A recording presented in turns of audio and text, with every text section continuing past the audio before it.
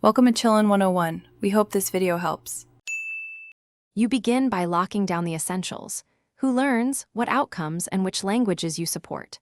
Once decided, pick a tech stack that matches your team skills, React Native or Flutter for mobile, Node or Python for APIs, and a reliable DB. Next, design an MVP that focuses on high-impact features, short interactive lessons, spaced repetition, and audio playback. Make sure to map user flows so you can build the first screens and endpoints immediately and avoid over-engineering early on. You now assemble the app's backbone. Create a content pipeline so teachers can add lessons, translations, and audio with version control. Then implement a spaced repetition engine and adaptive difficulty so practice optimizes retention. Once done, wire in audio, TTS for scalable narration, and user recording for pronunciation practice.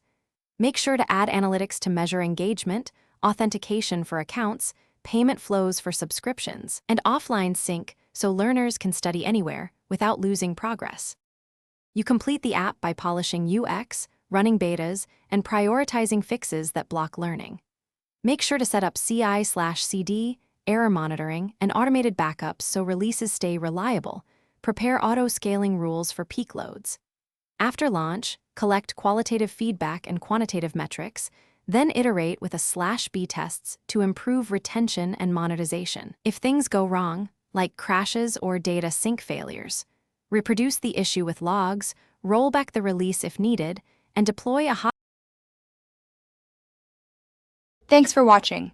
Consider subscribing if we helped you.